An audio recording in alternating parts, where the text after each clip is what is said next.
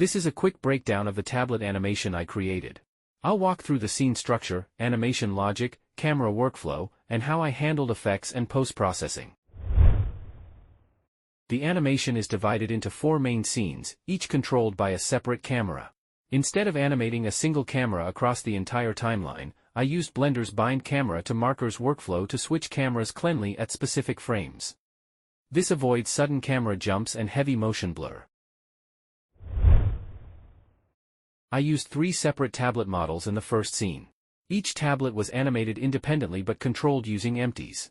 The tablets are parented to a main empty, which acts as the master controller for rotation and movement. To manage transitions, I keyframed viewport and render visibility. Up to frame 40, only one tablet is visible.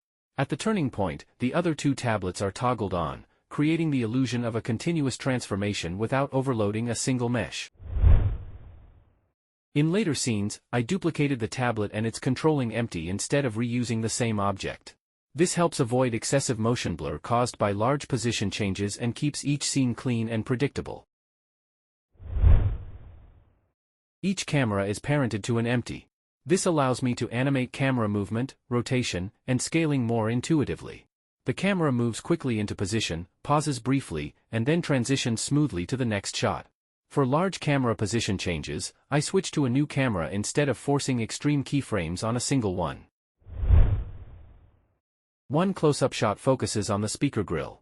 This is a custom honeycomb-style mesh designed to highlight product detail. The camera movement slows here to emphasize the feature. To keep the main scene lightweight, I duplicated the relevant camera and tablet into a separate blend file to create the music visualizer. The visualizer was built using geometry nodes and styled to match the tablet's design language. Emission materials were used for a subtle glow effect. The tablet mesh is used as a mask so the visualizer integrates seamlessly into the original render. This allows the visualizer pass to be composited on top without re-rendering the heavy tablet geometry. For the final scene, I used geometry nodes instead of the standard array modifier to assign different colors to each instance. This was done using index-based attributes and instance-aware materials. This setup isn't optimized for general use, but it works well for this specific shot.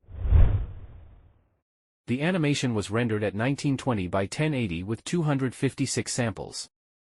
Motion blur and simplify were enabled, filmic color management was set to high contrast, and depth of field was animated on the camera. All renders were exported as PNG sequences with alpha.